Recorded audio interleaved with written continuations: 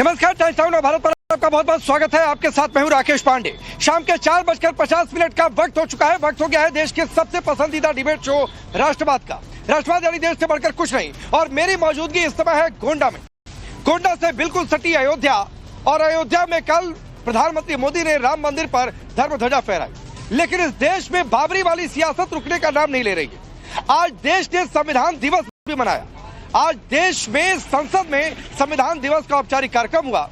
लेकिन जिस दिन संविधान दिवस मनाया गया उस ओर एक पार्टी कह रही है कि सत्ता में आए तो बाबरी मस्जिद बनवाएंगे। ये एजेंडा पेश किया जा रहा है। सवाल इस बात को भी लेकर उठता है कि अगर बाबरी के नाम पर सियासत हो रही है तो क्या ये सिर्फ वोट बैंक की पॉलिटिक्स ना कहा जाए, क्या ये उकसाऊ सियासत ना कही जाए। और फिर सवाल ये भी उठता है कि राम भक्त के तौर पर अगर प्रधानमंत्री मोदी की छवि बनी या राम मंदिर का मुद्दा सुलझा, राम मंदिर बना, तो क्या इसकी काट या हिंदुत्व एकता की काट विपक्ष के पास क्या सिर्फ बाबरी प्लान के तौर पर है। करेंगे डिबेट, लेकिन सबसे पहले आप इस रिपोर्ट को देखिए।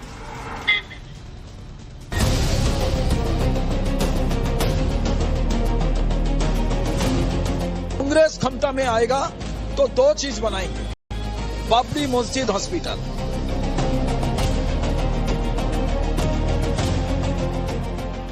अगर जो अपने को बाबर का औलाद कहेगा, औरंगजेब का औलाद कहेगा, उसे भारत में रहने का कोई अधिकार नहीं।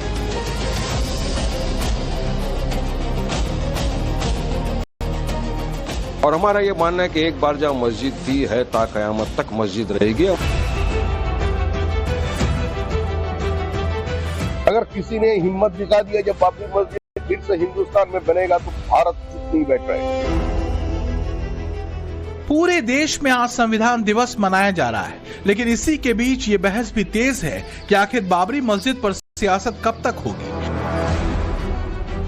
ये सियासी बहस शुरू हुई मंगलवार को सामने आई बंगाल में बन रही बाबरी मस्जिद की इस तस्वीर के सामने आने के बाद। इस वक्त इस तस्वीर को लेकर देश में सवाल उठ रहे हैं कि उकसाऊ और भड़काऊ सियासत पर वोट बटोरने का खेल कब तक चलता रहेगा। बीजेपी नेताओं ने तो अब खुलकर चुनौती दे दी है कि अगर बाबरी मस्जिद बनेगी तो देश चुप नहीं बैठेगा। पूरा देश देख रहे हैं ना कि पश्चिम बंगाल को कैसे पश्चिम बांग्लादेश बना दिया ममता बनर्जी, और बनाने का कगार पे खड़ा कर दिया। अगर किसी ने हिम्मत दिखा दिया जब बाबरी मस्जिद फिर से हिंदुस्तान में बनेगा तो भारत चुप नहीं बैठ रहा है। ये पूरा देश उतर जाएगा। हर वो काम ममता बनर्जी करती है जो संविधान विरोधी और हिंदू विरोधी।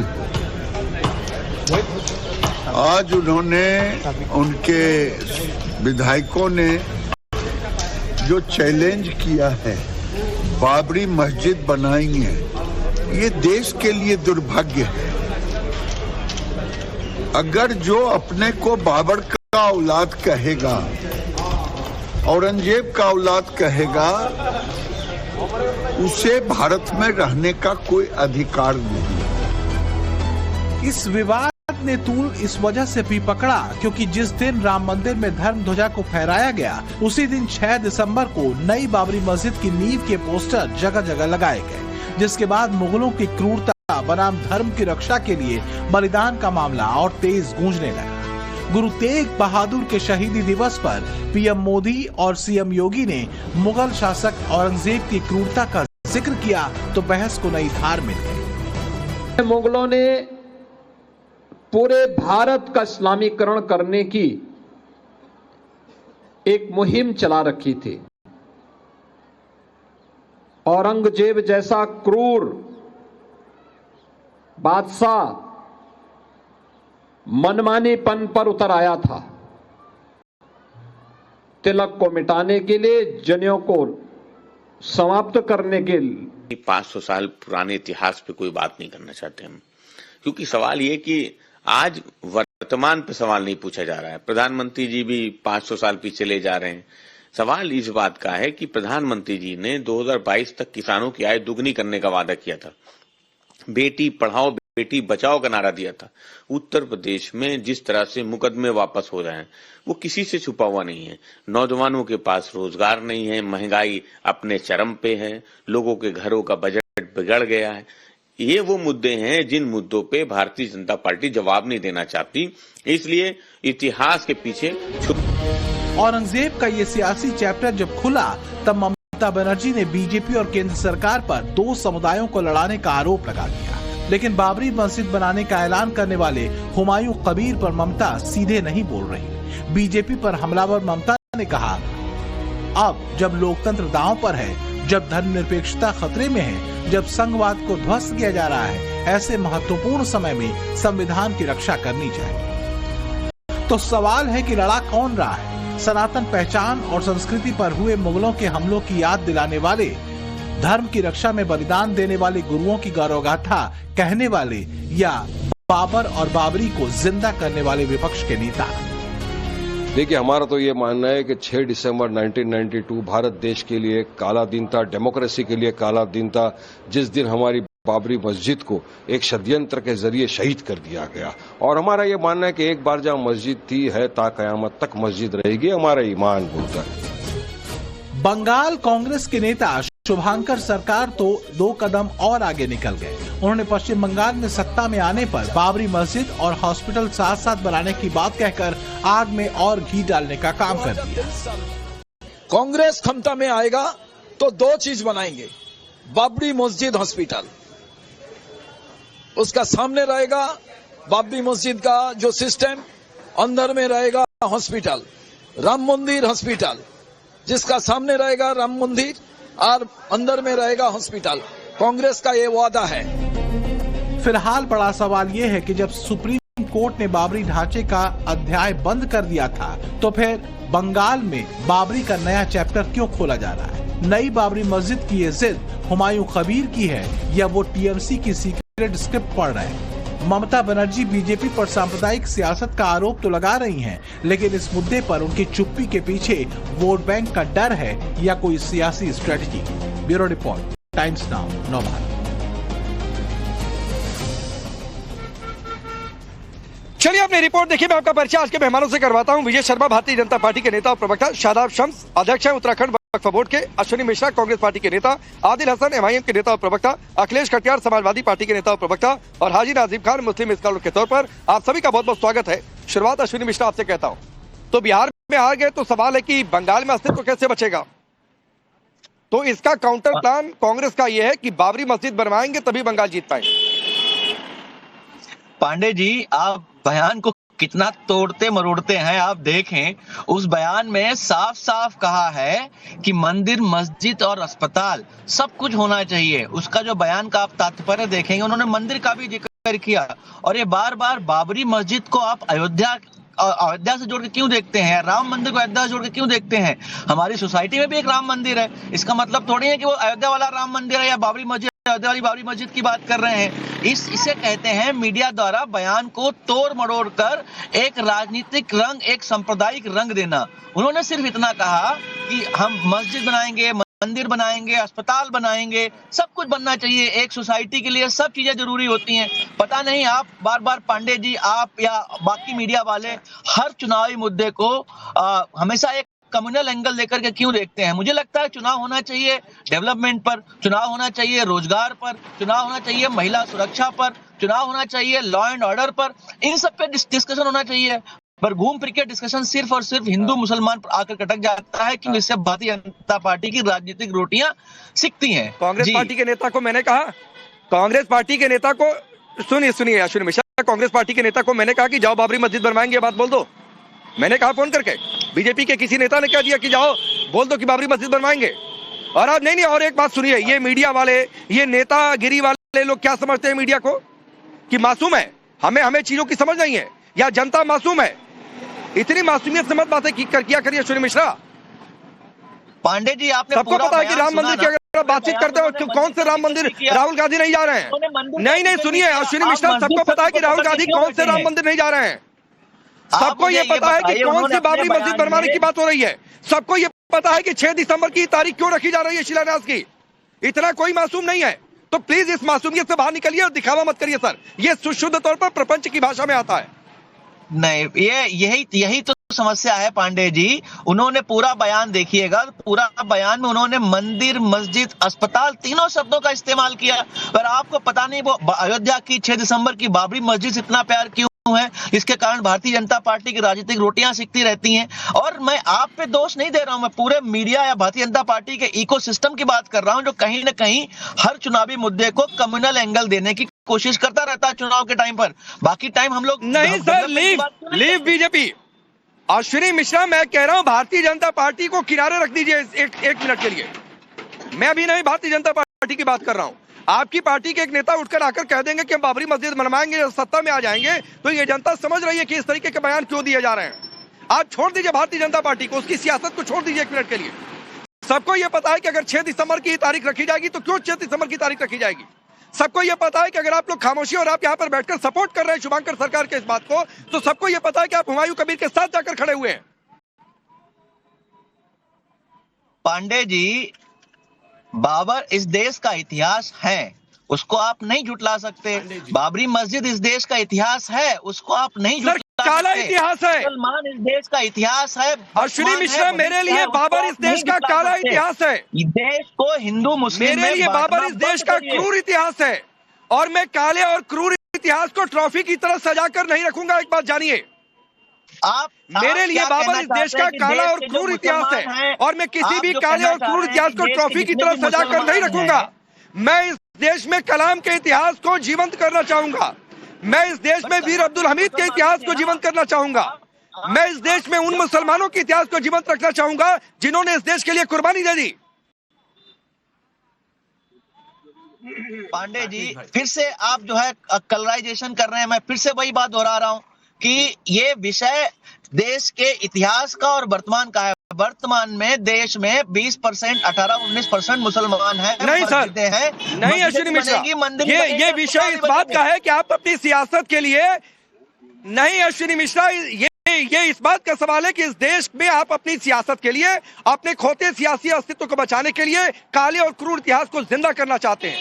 ये इस बात का सवाल है कि आप बाबर के नाम पर भड़काऊ सियासत करना चाहते हैं। ये इस बात का इतिहास है कि आपके पास हिंदुत्व एकता की, बीजेपी की सियासत का कोई तोड़ नहीं है। ये इस बात का सवाल है। मतलब अगर हिंदू एकता की बात करो तो अच्छी बात है, अगर मुस्लिम एकता की बात करो तो गलत बात है। ये कौन सा लॉजिक हुआ पांडे जी? मैं तो बोलता हूं कि हिंदू मुसलमान की बात, मुस्लिम बाबर के नाम पर एकजुट होगा, मुस्लिम कलाम के नाम पर एकजुट नहीं हो सकता है। मस्जिद बनाकर कोई और नाम रख दीजिए। अरे मस्जिद बनाकर कोई और नाम रख दीजिए। अश्विनी मिश्रा, मस्जिद बनाने के लिए मनाइए, मस्जिद बनाइए, कोई और नाम रख दीजिए कि बाबर का ही नाम रखेंगे। बाबर के नाम पर इस देश का मुसलमान एकजुट होगा।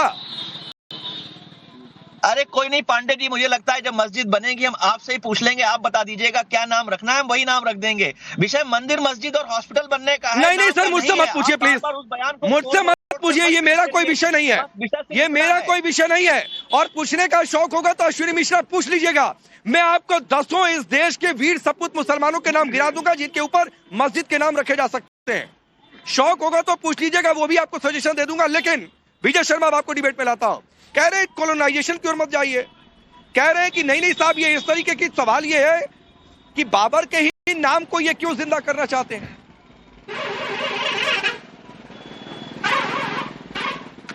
राकेश जी, आप मुझे बताइए, ये संयोग है या प्रयोग है? बाबरी मस्जिद नाम रखते हैं उसका और 6 दिसंबर को ही रखते हैं। कैसे? आप किसको मूर्ख समझते हो? जनता को मूर्ख समझते हो आप? अरे जनता के करोड़ों आंख, करोड़ों कान है भाई। आप एपीजे अब्दुल कलाम के नाम पे क्यों नहीं रखते? पूर्व राष्ट्रपति के नाम पे एक भी आपने रखी क्या? पहले तो इन्होंने किस तरह से मना कर दिया कि वो उस बाबर से कोई लेना देना नहीं है, तब आपने इनको पकड़ लिया तो फिर ये कहने लग गए कि नहीं वो एक इतिहास था। तो भाई आप मुझे बता दिए, पहले अपना स्टैंड क्लियर कर दो कि कौन से बाबर से। आप एक आक्रांता के साथ अपना नाम क्यों जोड़ते हो? मुझे ये इस सबसे बड़ी दिक्कत है। ऐसा क्या है? आप मुझे बताइए, gateway of India, India gate, Rashtrapati Bhavan अंग्रेजों ने बनवाया था। कोई यहां का ईसाई अपने आप को उनसे नहीं जोड़ता, तो आप एक आक्रांता के साथ, लुटेरे के साथ क्यों जोड़ते हो भाई? मेरी ये समझ में नहीं आता। एक वर्ग उसके साथ जोड़ता है। दूसरा, आप क्या सुप्रीम कोर्ट का माननीय सर्वोच्च न्यायालय का आप सम्मान नहीं करते क्या? जब एक सुप्रीम कोर्ट का आदेश आ गया, उसके बावजूद आप इस तरह की बातें कर रहे हो, देश को तोड़ने की बातें कर रहे हो, समाज को तोड़ने की बातें कर रहे हो, और हिंदू मुस्लिम का आरोप हमारे पर लगा रहे हो। हिंदू मुस्लिम आप कर रहे हो प्योर तरीके से। आपने अभी बयान सुना क्या ओवैसी की पार्टी के वारिस पठान का? क्या कह रहे थे कि बाबरी मस्जिद हमारे लिए जिंदगी भर जिंदा रहेगी। आप मुझे बताइए वो सुप्रीम कोर्ट का किस तरह से सम्मान, ये सम्मान है या अपमान है? तो आप चित्त भी मेरी है पट भी मेरी, इस तरह की बातें करोगे। और ये पहली बार मौका नहीं है, सैकड़ों बार मुस्लिम संगठनों की तरफ से, जो कट्टरवादी संगठन है उनकी तरफ से मांगे उठती रही हैं, कहते रहे हैं वो न देश के संविधान को मानते हैं, ठीक है, न देश के आस्था रखते हैं सम्मान उसमें संविधान में, सिर्फ अपनी बातें करते हैं। और आप किस तरह से बेशर्मी के साथ उनको बचाने में लगे हो। आप निंदा कीजिए राहुल गांधी जी से, मांग कीजिए कि राहुल गांधी जी एक बयान दे कि हम इस चीज की कड़ी निंदा करते हैं। जी ठीक है। आदिल हसन, अगर ये कहा जा रहा है, जो विजय शर्मा भी कह रहे हैं, जो वारिस पठान ने भी कही है, जो मेरे हिसाब से तो वैसी भी इस बात का जिक्र करते हैं कि मेरे लिए तो वहां पर बाबरी मस्जिद थी और कयामत तक रहेगी, तो मतलब राम मंदिर नहीं है, वो आपको दिखाई नहीं दे रहा है राम मंदिर, ध्वजारोहण कहीं और हो गया है, ये सब गलत है। राकेश भाई, हमने कहा ये हमारा फेथ है कि जहां पर मस्जिद थी वहां मस्जिद रहेगी, क़यामत के सुबह तक वो जगह मस्जिद की रहेगी, हमारा फेथ है। हमने बार बार ये वर्ड भी बोला, ये हमारा फेथ है कि जहां मस्जिद बनती है वो मस्जिद क़यामत के सुबह तक रहेगी और मस्जिद को क़यामत के दिन उठा लिया जाएगा, ये हमारा फेथ है। हम फेथ की बात कर रहे हैं। और जितना बाबर चालीसा पढ़ रहे हैं, तो आप पूछिए कि लाल किला में जो झंडा तो फहराते हैं मोदी जी, और ताजमहल से 96 करोड़ रुपया आता है ताजमहल से, तो पूछिए 96 करोड़ रुपया आता है, वहां के इमाम साहब को तो सिर्फ ताजमहल के जो मस्जिद में इमाम 8,000 रुपया देते हैं। डोनाल्ड ट्रंप आते हैं तो योगी उसी ताजमहल का फोटो देते हैं। और भाजपाइयों से पूछिए कि पुष्पा मित्रा सांगा कौन है? इनका दूल्हा भाई था क्या, जिन्होंने मंदिरों को लूटा, मंदिरों को तोड़ा? पुष्पा सांगा मित्रा, पूछिए भाजपाइयों से कि इनके दूल्हा भाई थे, इनके जीजा जी थे। पुष्पा मित्रा सांगा के बारे में मुंह से बकार नहीं निकलता है इन भाजपाइयों को, हिम्मत नहीं है पुष्पा मित्रा सांगा के बारे में। अरे राकेश जी, बदतमीज इंसान को ये जीजा कौन होता है? जीजा तुम्हारा होगा जो डिप्टी सीएम, जीजा आप बनाते हो, किसकी बनता है? ये कौन बदतमीजी की बात कर रहे हो? आपको तहजीब नहीं है बात करने की? डिप्टी सीएम, अरे जीजा कौन होता है? जीजा आपके होंगे, आप बनाते हो जीजा। आप एक अग्रांताओं को जीजा बनाने का काम आपका है। जीजा बनने दमाद शरीफ क्या बिरयानी खाने जाते हो?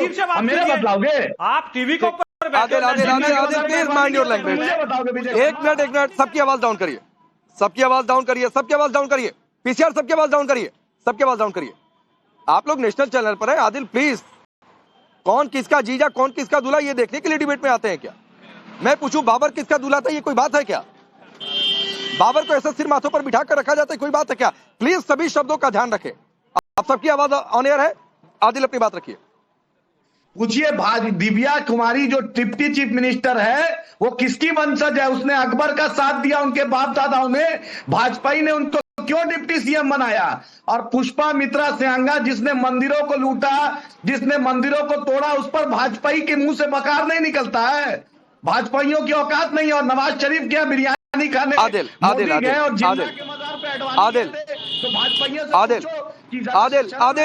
सुनिए ना, आदिल कुछ नई बातें लेकर आइए। प्रधानमंत्री मोदी चले गए पाकिस्तान, प्रधानमंत्री मोदी कहाँ चले गए? देश के प्रधानमंत्री हैं। जिस दिन कोई और प्रधानमंत्री बनेगा उसको तय अधिकार होगा तय करने की कि वो कहाँ जाकर बिरयानी खा ले और कहाँ जाकर देश की फॉरेन पॉलिसी को कैसे तय करे। ये इस देश के प्रधानमंत्री को तय होगा। तो प्लीज इस पर कोई टिप्पणी नहीं। मैं आदिल आपसे बात पूछ रहा हूँ। देखिए, बात मंदिर या मस्जिद की नहीं है। आदिल सुनिए, सवाल सुनिए। बात मस्जिद या मंदिर की नहीं है। जहां जिसको इच्छा है मस्जिद बना ले, कानूनी तौर पर बने। जहां जिसको इच्छा है मंदिर बना ले, कानूनी तौर पर मंदिर मस्जिद इस देश में बने। उस पर किसी को मनाही नहीं होनी चाहिए, ना रोक होनी चाहिए। लेकिन सवाल ये उठता है कि जानबूझकर आप 6 दिसंबर की तारीख रखेंगे। सवाल ये उठता है कि जानबूझकर आप तस्वीरें ऐसी जारी करेंगे, जो तस्वीर आपने आदिल पता नहीं देखी होगी, शायद देखी होगी। जानबूझकर आप ये तस्वीर जारी करेंगे, अलग अलग जगह पोस्टर लगा दिए जाएंगे। अच्छा, नाम भी वही रखेंगे, क्यों कोई और नाम नहीं हो सकता है? हम कह रहे हैं आपकी एक मस्जिद बने, आपकी पार्टी के ही नाम पर मस्जिद का नाम रख दिया जाए, क्यों नहीं हो सकता है? लेकिन वही नाम क्यों रखेंगे? राकेश भाई, राकेश भाई, जिसने भी नाम रखा ये तो मैं नहीं जानता हूं, लेकिन उनसे पूछिए, मोदी जी से पूछिए। आज सवाल लोग कर रहे हैं कि सीमांचल में बाढ़ की तबाही है, सीमांचल में नदी कटता है, सीमांचल में गांव का गांव कटता है। कटिहार, पूर्णिया, अररिया, किशनगंज में एक भी मेडिकल कॉलेज नहीं है, एक भी इंजीनियरिंग कॉलेज नहीं है, सबसे ज्यादा पलायन है। वहां पर बंगाल से जुड़ा हुआ बाहिन घाट है। तो मोदी आदिल सुनिए, अभी आज की डिबेट में सीमांचल से आगे बढ़ लीजिए, मैं आपसे चाहता हूं। इसलिए सीमांचल से आगे बढ़ लीजिए आदिल, क्योंकि सीमांचल में आपने लोगों को कन्विंस किया, लोगों ने आपको वोट दिया, विधानसभा में उसकी आवाज उठाइएगा। फिर अगर सरकार आपकी नहीं सुनती है, उस हिसाब से काम नहीं होता है, तो फिर यह मुद्दा बनेगा, उस पर चर्चा भी होगी। लेकिन मैं आपसे पूछ रहा हूं आदिल, मैं आपसे पूछ रहा हूं कि अगर कांग्रेस पार्टी ये कहेगी कि ये कह रही है, शुभंकर सरकार नेता है, आज तो ये कुछ और भाषा बोल रहे हैं, कह रहे हैं कि नहीं हम सत्ता में आएंगे तो बाबरी ही बनवाएंगे, बाबरी मस्जिद बनवाएंगे, तो ये क्या है आपके हिसाब से? राकेश भाई, इन कांग्रेसियों दलालों से पूछिए कि इन्हीं के वक्त में बाबरी मस्जिद शहीद हुई थी। बाबरी मस्जिद का ताला भी राजीव गांधी जी के वक्त में खुला था। कैसा बदतमीज आदमी बिठा लेते हो यार राकेश भाई, इसको बात करने की तमीज नहीं है, इसको कौन प्रवक्ता बनाया है? इसको भाषा की मर्यादा ना बताओ,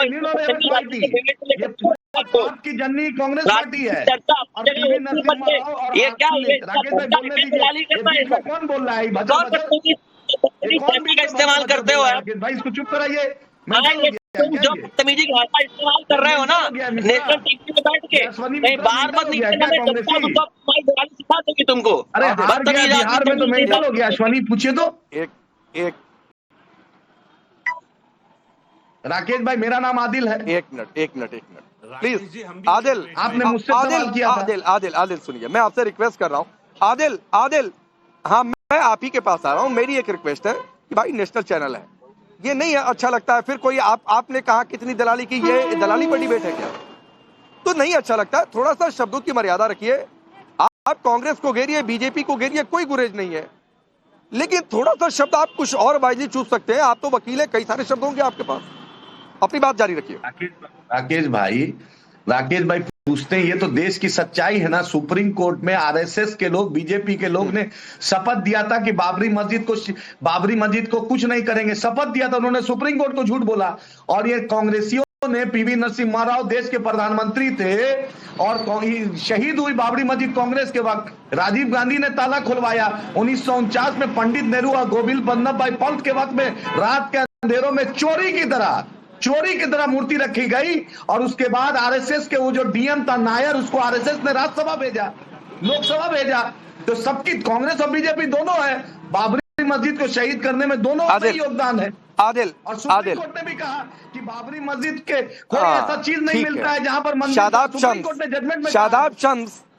शादाब शम्स चाहे कांग्रेस हो और चाहे एमआईएम, शादाब शम्स चाहे कांग्रेस हो चाहे एमआईएम, बीजेपी को और मोदी को घेरना है तो इनके पास एक ही एजेंडा है, एक ही लाइन है। अब आप तय नहीं करेंगे ना आदिल, आपके पास सबके लिए सर्टिफिकेट है कि अश्विनी मिश्रा कांग्रेस पार्टी के नेता है, तो वो किस नेचर का है, वो किसकी दलाली कर रहे हैं, क्या कर रहे हैं, नहीं कर रहे हैं, सबका सर्टिफिकेट आपके पास है। बीजेपी के लिए सर्टिफिकेट आपके पास है, शादाब शम्स के लिए सर्टिफिकेट आपके पास है। तो रुक जाइए। हाँ, तो जो इलीगल बनेंगे, कोई भी धर्म के कोई भी संस्थानों को गिरा दिए जाएंगे। इलीगल जो बनेगा वो गिरा दिया जाएगा। ये बात आपको क्यों नहीं समझ में आती है? राकेश भाई, फिर आप उसी परिभाषा में चाहते हैं कि खास धर्म वर्ग का अपराधी है तो उसको छूट मिल जाए। शादाब शम्स, अगर मोदी को घेरना है, बीजेपी को घेरना है, तो कांग्रेस और एमआईएम के पास बाबरी के अलावा कोई लाइन नहीं है। इत्तकू बिमा वज़िहतुहुम, कुरान कहता है, मेरे नबी ने फरमाया कि जिस व्यक्ति के नाम पर तोहमत हो उसके नाम पर कोई भी मस्जिद नहीं बनानी चाहिए। अब ना तो ये मुसलमान है, ना ये कुरान को और हदीस को मान रहे, तो इनको तो हम क्या कहें। एक बात।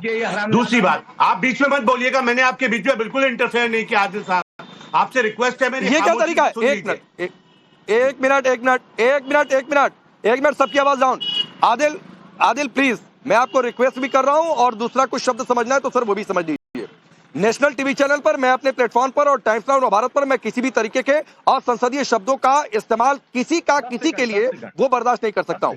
तो सर कोई गाली गलौज का शब्द किसी के लिए ना इस्तेमाल करे, तू तड़ाक की बातचीत ना करे, और ना ही किसी तरीके की कोई टैगिंग करे। सर प्लीज, कोई किसी तरीके की। अभी शादाब शम्स की बारी, वो अपनी बारी रखेंगे, फिर आदिल आऊंगा आपके पास। देखिए राकेश, दो बातें बहुत महत्वपूर्ण है। जब सुप्रीम कोर्ट ने राम मंदिर और बाबरी मस्जिद का जजमेंट दिया तो इस देश के मुसलमानों ने उसे स्वीकार किया और कहा कि जो सुप्रीम कोर्ट ने कह दिया हम उसे मानेंगे। लेकिन इन लोगों के पेट में वो दर्द बर्दाश्त नहीं हुआ। ये वो लोग हैं, एक मुसलमान है जो हिंदुस्तान का कॉमन मुसलमान है, जो अपने आप को भारतीय मुसलमान समझता है, एक वो मुसलमान है जो बाहरी मुसलमान है और वो अपने आप को लगातार, चाहे ओवैसी हो या बाकी एक तथाकथित कांग्रेस के नेता हो, ये जो कूद कूद के कहते हैं कि ये लाल किला मुसलमानों की हमने 800 साल हुकूमत की उसका प्रतीक है, ये ताजमहल उसका प्रतीक है, होगा तुम्हारा प्रतीक, हमारा प्रतीक नहीं है, ये मुसलमानों का प्रतीक नहीं है, ये आक्रांताओं का प्रतीक है और आक्रांताओं के किसी प्रतीक को ना भारत का मुसलमान बर्दाश्त करेगा ना भारतीय कोई मुसलमान बर्दाश्त करेगा। मजाक बना के रख दिया अपनी दुकान चलाने के लिए, क्योंकि ये लोग बाहरी हैं, ये आक्रांताओं के सहयोगी हैं, ये आम मुसलमानों को पीसते हैं। अरे देश का मुसलमान इस मुल्क में चैन और सुकून से रहना चाहता है, लेकिन ये लगातार जो चीख चीख के कहते हैं, तो हिंदू समाज के एक बड़ा वर्ग ये समझता है कि जो उत्पीड़न मुगलों ने इस देश में हिंदुओं का किया, कौन बाहरी है? ये मुसलमान शरीक हैं। शादाब शम्स, रुकिए आदिल रुकिए, शादाब शम्स कौन बाहरी है? शादाब शम्स कौन बाहरी है? नाम के आगे सैयद लगाते हैं, जो शेख सैयद मुगल पठान, जो बाबर के हिमायती है, जो अकबर के हिमायती है, जो औरंगजेब अपने बच्चों का नाम रखते हैं, ये मुसलमान भी नहीं है, ये पॉलिटिकल मुसलमान है। अगर दम है, ये कह रहे नाम रखने की अनुमति है, तो बाहरी हो गए, बच्चों का नाम यजीद रखो, जिन्होंने शादाब शम्स बाहरी हो गए, तो बाहरी है ना। पठान कहां से आए? मंगोल से आए। ये जो अपने आप को सैयद कहते हैं, ये कहते हैं हम ईरान से आए। इनसे पूछिए ना कहां से, यहाँ के पसमानदाओं का हाल पूछो, यहाँ के गरीब मुसलमान का हाल पूछो, इनकी लड़ाई लड़ो। लड़ाई लड़ते हो, मजाक करते हो, मुसलमानों को जख्मों को कुरेदते हो, हंसी उड़ाते हो मुसलमानों की। अरे नाम रखना है तो आप रखो ना। आदिल मैं आ रहा हूँ, आप रिप्लाई करिए, लेकिन प्लीज प्लीज प्लीज चैनल की मर्यादा और अपनी मर्यादा दोनों बनाकर रखिए सर, प्लीज। ऐसा ना हो कि मुझे बीच में आना पड़े। राकेश भाई, ये जो शादाब शम्स है, ये बीजेपी की सरकार में उत्तराखंड वक्फ बोर्ड का अध्यक्ष है, चेयरमैन। ये बताइए जो मैंने देखिए बीच में बेचैन हो गया है, हदीस कोर्ट की है, सही है कि गलत? देख लीजिए मेंटल हो गया है। लगे हुए आदमी पर आप क्या देश में दंगे कराना चाहते हैं? देश के मुसलमानों को कलंकित करना चाहते हैं? शादाब भाई आपने बोल लिया, शादाब भाई आपने बोल लिया, रिप्लाई सुनिए, फिर पॉइंट नोट करिए जो आपको गड़बड़ लगेगी। आपने सुन लिया ना सर, प्लीज प्लीज प्लीज बारी बारी से आदिल बोलिए। राकेश भाई, शादाब का असली परिचय ये भाजपा ही है, ब्रैकेट में भाजपा भी लिख दीजिए। जितना ये पासमानदा शादाब चिल्ला रहा है, इससे पूछिए कि कर्नाटका में 4.5% पासमानदा मुसलमानों को रिजर्वेशन था, अमित शाह और मोदी ने हटा दिया, भाजपा ने हटा दिया। शादाब का एक बयान कभी सुना दीजिएगा। तेलंगाना में माइनॉरिटीज का रिजर्वेशन था, वो भी ओबीसी और बैकवर्ड मुसलमानों का था, उसको तेलंगाना सरकार, उसको मोदी और अमित शाह जाकर बोलते हैं हम हटा देंगे। तो ये किस पासमानदा की बात करता है? आज तक एक पासमानदा बिरादरी से ना एमएलए है, ना मिनिस्टर है मोदी सरकार। आदिल शादाब शम्स रुक जाइए, आदिल एक मिनट, शादाब शम्स प्लीज। आदिल आपको शादाब शम्स के पसमानदा होने से दिक्कत है या आपको इस बात से दिक्कत है कि अरे पसमानदा मुसलमान बीजेपी के साथ कैसे चले गए, या फिर आपको यह है कि आप पसमानदा को मुसलमान ही नहीं मानते हैं, या परिभाषा आप तय करेंगे? राकेश भाई, मैं तो उसी पासमानदा बिरादरी की बात कर रहा हूँ। नरेंद्र मोदी अमित शाह को बोलिए, दोनों साहेब को, कि वहां किसी पासमानदा बिरादरी से गवर्नर बना दे। इन्होंने आरिफ मोहम्मद खान को बनाया, इन्होंने नजमा हेपतुल्ला को बनाया, इन्होंने बिहार में मंत्री सैयद शहनवाज को बनाया, इन्होंने सैयद मुख्तार अब्बास नकवी को बनाया। किसी पासमानदा मुसलमान को तो मंत्री एमएलए एमपी नहीं बनाया इन्होंने। तो है ना मुसलमान की बात कर रहे हैं, है ना मुसलमान। आप तो पूछते हैं कि बीजेपी ने मुसलमानों के लिए क्या किया, आपने खुद ही 5 नाम गिनवा दिए। आदिल हसन, आपने खुद ही 5 नाम गिनवा दिए। कोई पासमानदा नहीं है इसमें, कोई पासमानदा नहीं है। सैयद शहनवाज हुसैन, सैयद मुख्तार अब्बास नकवी, नजमा हेपतुल्ला, छोड़ दीजिए कौन क्या है ना मुसलमान। अब हाजी नाजिम खान, कोई पासमानदा नहीं है राकेश भाई। ठीक, हाजी नाजिम खान, हाजी, ठीक है सर, ठीक। अरे कोई हो मुसलमान है ना, जितने आप नाम गिनवाए, पसमानदा हो चाहे कोई हो, पठान हो कोई हो, है ना मुसलमान जी। आप बाइफर्केशन करते रहिए, आप बाइफर्केशन करते रहिए। इधर बैठकर नहीं, ये बहुत अच्छा ट्रेंड है आदिल हसन, ये बहुत अच्छा ट्रेंड है। कांग्रेस सपा कहे हिंदू में जाति खोजे, ये ब्राह्मण है, ये फलाना जाति है, ढिकाना जाति है। आप कहे कि नहीं नहीं ये मुसलमान में ये पठान हो गया, ये पसमानदा हो गया, ये कुछ और हो गया। आप लोग सर ऐसे ही बांटते रहिए, ऐसे ही डिवाइड एंड रूल करते रहिए। हिंदू और मुसलमान दोनों देख रहे हैं कि कैसे अपने अपने फायदे के लिए हमारा बंटवारा होता है। 10 सेकंड सुरजापुरी बिरादरी सीमांचल की पासमानदा बिरादरी है, उनको ओबीसी लिस्ट में डलवा दीजिए केंद्र सरकार ने। आदिल हाथ जोकर बोल रहे हैं, ओबीसी बिरादरी में केंद्र सरकार में फाइल किया हुआ है सुरजापुरी बिरादरी का। परेशान हो रहे हो?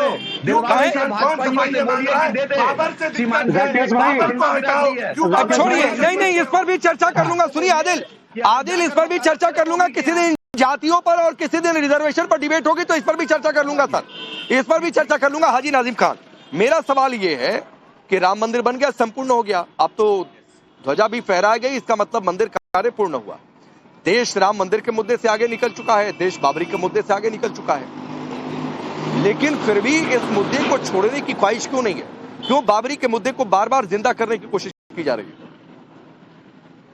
हाँ राकेश भाई, देखिए जब सुप्रीम कोर्ट का जब फैसला आया था तो देखिए भारत के हर नागरिक ने सुप्रीम कोर्ट के फैसले का स्वागत किया था, लेकिन आपने देखा होगा कि सुप्रीम कोर्ट के फैसले के बाद भव्य मंदिर तो बनकर तैयार हो गया, लेकिन वो 5 एकड़ जो जमीन है आज भी अपनी शहादत पे अपने रोती और कहते हैं कि हमारे साथ इंसाफ नहीं हुआ 5 एकड़ जमीन का। और रही बात यहाँ बाबरी मस्जिद की, तो हम तो ये भी सुन रहे हैं कि बाबा ये कहते हैं कि भी देखिए हमने बाबर की छाती पे करके मंदिर को तैयार कर दिया गया। तो मैं तो कहता हूँ ये तो भारत की धरती है। बल्कि वजीर आजम माननीय नरेंद्र मोदी जी हमेशा कहते हैं कि मैं बुद्ध की धरती से आया हूँ विदेशों में जाके। तो भाई बुद्ध की धरती पे अगर मंदिर बन के तैयार हो गया जहाँ उसका ध्वज पे लहराया गया, तो ये बाबर की छाती के ऊपर का सवाल समझ में नहीं आता हम लोगों को। और दूसरी बात है भाई सबके साथ तो इंसाफ हुआ है, लेकिन वो 5 एकड़ जो जमीन है आज भी रो के दुआई दे रही है राकेश भाई कि मुझे आज तक उस असित में नहीं लाया गया जिसके ऊपर ये फैसला आया। हाजी नाजिम खान सुनिए हाजी नाजिम खान सुनिए, उस 5 एकड़ जमीन पर किसको इंसाफ करना था? हाँ मैं तो कहता हूँ कि 5 एकड़ जमीन है तो क्या उसका नक्शा जो बनाया गया उसका पास हो गया? नक्शा को तो खारिज कर देते, एनओसी मिल नहीं पाती। तो यहाँ राकेश भाई नहीं, तो मैं पूछ रहा हूँ किसको इंसाफ करना था? हाजी नाजिम खान होल्ड ऑन, आपके हक की बात कर रहा हूँ। आपने कल मेरा शो नहीं देखा था। कल राम मंदिर में धर्मध्वजा फहराई गई, उसके बावजूद जाकर मैंने उसी 5 एकड़ जमीन पर खड़ा होकर डिबेट किया था, उसी धन्नीपुर में जाकर खड़ा होकर डिबेट किया था। और आप ही की तरह एक मौलाना और थे जो यहाँ से कहकर गया कि मैं तो उसको मस्जिद की जगह मानता ही नहीं हूँ, बनेगी क्यों वहां पर मस्जिद? और आज आप आकर पूछ रहे कि इंसाफ हुआ क्या? पूछिए ना जाकर आपके ठेकेदारों से जिन्होंने ठेकेदारी ले रखी थी वहां पर, क्यों नहीं वहां पर मस्जिद बनकर तैयार हुई? मैं तो इसी सवाल के साथ खड़ा हुआ वहां पर कि वहां पर नींव एक ईंट तक नहीं रखी गई है मस्जिद की, क्यों नहीं रखी गई है? बन जाना था, मैं वो भी कवर करता। राकेश भाई सुप्रीम कोर्ट का फैसला जो आया था वो किस बेस पे आया था? वो बाबरी मस्जिद को लेके तो आया था। अब बाबरी मस्जिद की 5 एकड़ जमीन में अरे सर ना बदलिए नहीं, गोल पोस्ट बदलिए नहीं। हाजी नाजिम खान इधर उधर भागने नहीं दूंगा, हाजी नाजिम खान इधर उधर भागने नहीं दूंगा। आपने कहा कि उस 5 एकड़ जमीन पर इंसाफ क्यों नहीं हुआ? मैं पूछ रहा हूँ उस 5 एकड़ जमीन पर इंसाफ करने की जिम्मेदारी किसकी थी? कभी आपने जाकर पूछा? कभी धानीपुर गांव में उस जगह पर जाकर खड़े हुए?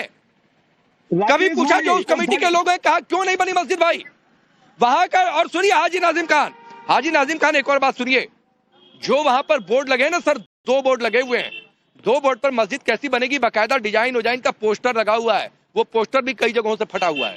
मुझे देखकर बहुत दुख हुआ कि पोस्टर का ये हाल है, बोर्ड का ये हाल है, तो जिनके ऊपर उस जगह पर न्याय करने की जिम्मेदारी थी उनका क्या हाल होगा?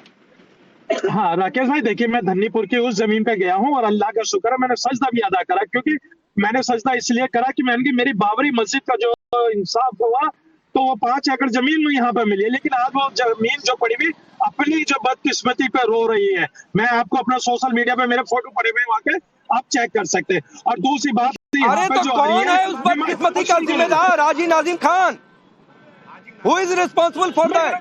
कौन है? मैं वही तो कह रहा हूँ। अरे सुन तो लीजिए भाई, ये सिस्टम में जब एक नक्शा बना दिया गया है उसका कि बाबरी मस्जिद इस तरीके की बनेगी यहाँ पर मस्जिद जो जमीन नहीं मिली है, बनेगी उसका बाबरी नक्शा हो मस्जिद, गया। नहीं बननी चाहिए बाबरी मस्जिद। अरे सुनिए मस्जिद शम्स भाई, हिंद चुप बने, रहिए, बाबरी अरे मस्जिद चुप ना रहिए बने। शम्स भाई, ज्यादा मत बोलिए आप लोग। मस्जिद अरे भाषा नहीं, मस्जिद आप आज लोग हिंद खंडा बने, मत बोल कर हिंदुस्तान के नाम पे भाई मस्जिद मुसलमानों बने, के बाबर के नाम पे अरे बंद कर कोई दीजिए मस्जिद मस्जिद का फैसला एक मिनट, शदाब हाजी नाजिम खान को पूरा करने दीजिए। बाबर के नाम हाजी नाजिम खान को पूरा करने दीजिए अपनी बात। हाजी नाजिम खान बोलिए। हाँ राकेश भाई, देखिए मैंने ये कहा कि बाबरी मस्जिद का फैसला सुप्रीम कोर्ट की तरफ से जो आया था उसके खिलाफ अगर शम्स भाई जा रहे हैं तो मैं शम्स भाई आपसे कहता हूँ कि इस तरीके की भाषा का प्रयोग मत करें। भाई देखिए मस्जिद तो भारत के अंदर ही बनेगी और इंशाल्लाह देखिए। और दूसरी बात राकेश भाई, एक बहुत बात कही गई थी कि मस्जिद का नाम आप डॉक्टर एपीजे अब्दुल कलाम साहब पर रख दीजिए या किसी और महान पुरुष के नाम पर रखिए। तो शिलोंग के अंदर एक मदीना मस्जिद है, वहां पर एक लाइब्रेरी है, इस्लामिक लाइब्रेरी, जिसका नाम डॉक्टर एपीजे अब्दुल कलाम साहब है। तो देखिए भाई, हम लोग तो पहल कर रहे हैं, लेकिन यहाँ पर जिस तरीके का एक नैरेटिव सेट कहा जा रहा है कि मस्जिद नहीं बनेगी। भाई मस्जिद तो देखिए मैं भी बना सकता हूँ, आप भी बना सकते हैं, कोई भी बना सकता है। नहीं, हाजी नाजिम खान सुनिए। हाजी नाजिम खान सुनिए।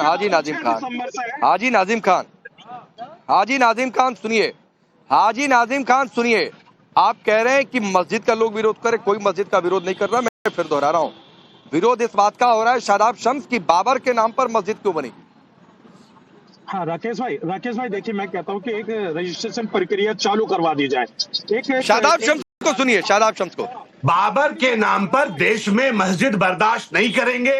हम ये कह रहे हैं आक्रांता हैं, इन्होंने हमारे लोगों पे जुल्म किया। हमें मस्जिद चाहिए, मस्जिद मेरे नबी के नाम पे बने, मस्जिद इस मुल्क के नाम पे बने, मस्जिद अल हिंद के नाम से बने। हमारे जिन लोगों ने शहादतें दी, देश के लिए कुर्बानियां दी, अशफाकुल्लाह खान के नाम पे बने, वीर अब्दुल हमीद के नाम पे बने, हमें खुशी होगी। लेकिन बाबर के नाम पे, औरंगजेब के नाम पे, इनके नाम पे हम हाथ जोड़ते हैं। हमें घटिया सियासत हमारे साथ मत कीजिए, देश के मुसलमानों को और बर्बाद मत कीजिए। हमें नफरतों की राजनीति में नहीं पड़ना है। मस्जिदें मोहब्बत का पैगाम देती हैं, वो अल्लाह के इबादत का घर है। हम इबादत के लिए मस्जिद जाते हैं, इनकी सियासत। अच्छा, अरे अखिलेश कटियार को तो मैं भूल ही गया।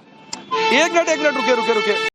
माफी के साथ अखिलेश भाई, इन लोगों ने इतना क्या कहूं मैं भूल ही गया आपको। और शायद हो सकता है दिमाग से इसलिए उतर गया कि अखिलेश यादव ने संकेत दे दिया कि भाई हो सकता है कि मैं राम मंदिर चला भी जाऊं। ये बाबरी वाले पर क्या आप लोग टेक ले रहे हैं कि मस्जिद बाबरी के ही नाम से होगी क्या?